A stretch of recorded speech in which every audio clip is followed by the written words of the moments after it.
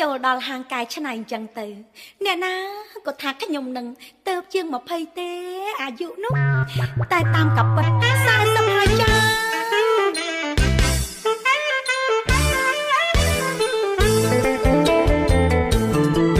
រូបខ្ញុំនេះសំណាងធំណាស់អ្វីបើខ្ញុំចឹងតែចិត្តនៅក្មេងចូលហាងម៉ាស្សាតុបតែងបោះស្បែកឲ្យក្មេងសាច់ឡើងមកខៃមើលរៀងនេះខ្ញុំដូចអាយុ20ផោនេះសរសើរខ្ញុំក្រៃថ្ងៃនេះបានដៃឡើងផ្សារសរយាខៅបយមកក្លីហើយខាច់ប្រមើលត្រូវស្ងាច់ខ្ញុំស៊ីវិល័យអាវស្ដើងមើលឃើញសាច់ខ្ចីខ្លាញញ័រជើងដៃមិនថ្មិចនេត្រាមានខ្លះអ្នកមកសុំស្នេហាខ្លះទៀតហុចលុយដុល្លារតែខ្ញុំគិតថាដល់ជាមិនសមបើសិនខ្ញុំចូលពីអេ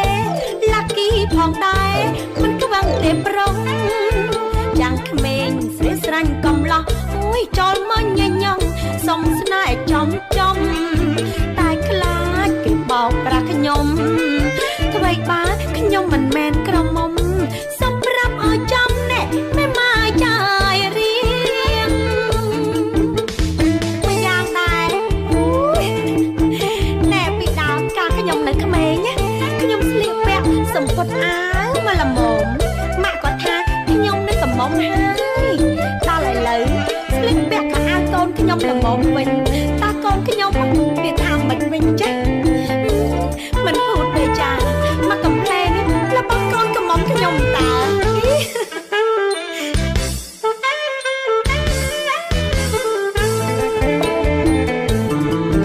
រូបខ្ញុំនេះសំណាងធំណាស់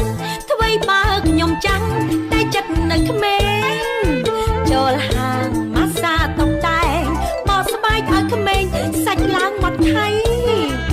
មើលរៀងខ្ញុំដូចអាយុ20អូនេះសរសើរខ្ញុំក្រៃថ្ងៃនេះបានដៃឡើងផ្សារសរយាខៅបយមកក្លីហើយខាច់ប្រមើលត្រូវស្ងាច់អ្នកខ្ញុំស៊ីវិល័យអាយស្ដើងមើលឃើញសាច់ខ្ចីខ្លាញញ័រជើងដៃមិនថ្មិចនេត្រាមានខ្លះអ្នកមកសុំស្នេហាខ្លះទៀតហុចលុយដុល្លារតែខ្ញុំគិតថាដល់ជាមិនសមបើសិនខ្ញុំចូលពីអេ Lucky ផងដែរមិនខ្វះទេផងយ៉ាងក្មេងស្រីស្រាញ់កំឡុងចូលមកញ៉េះញងសុំស្នេហ៍ចំតែខ្លាចគេបោកប្រាស់ខ្ញុំអ្វីបើខ្ញុំមិនមែនក្រមុំសំប្រាប់ឲ្យចំមែនមកចាយ